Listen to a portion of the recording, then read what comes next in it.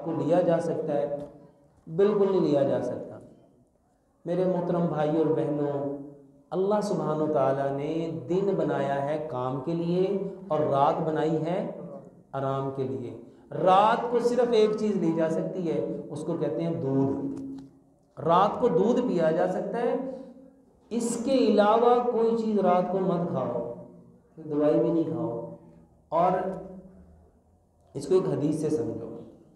नबी सल्लल्लाहु अलैहि वसल्लम फरमाया करते थे, मगरिब हो जाए तो अपने घर के बड़े दरवाजे बंद कर दो, अपने बच्चों को घर के अंदर ले आओ, क्योंकि शयातीन खोल दिए गए।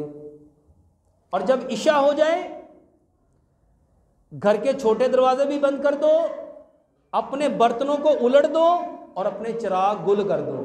यानी इशा पढ़ने के बाद खाने का तसव्वुर इस्लाम में। और एक और बात, नबी सल्लल्लाहु अलैहि वसल्लम इशा की नमाज पढ़ने के बाद किसी से कलाम नहीं करते थे, किसी से बात नहीं करते थे।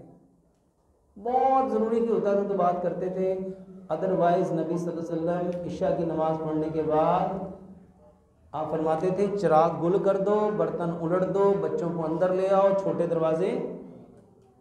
और आज बीमारी की सबसे बड़ी वजह, ये जो लोग अक्सर मुझे पूछे नज़र ख़राब क्यों हो रही है, पहले नज़र इतनी तेज़ होती थी, 100 साल तक नज़र तेज़ होती थी।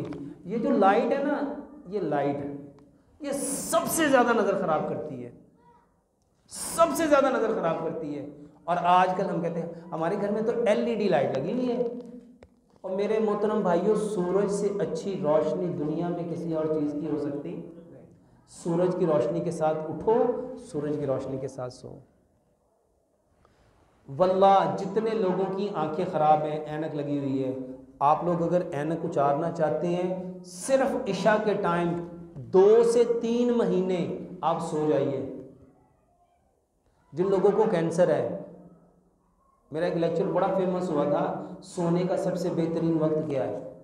मेरे मोहतरम भाइयों, इशा पढ़ के सो जाइए। 90 दिन सूरज से निकलने से पहले उठ जाइए। 90 दिन अपनी आईसाइट आज देख लीजिए, 3 महीने के बाद देख लीजिए।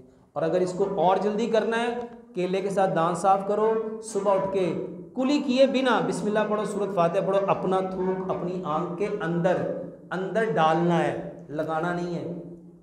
जैसे अंदर सुरमा डालते ना, ऐसे डालना है। रात को सोने से पहले अस्मत सुरमा इस्तेमाल करो, बेहतरीन इलाज है ये।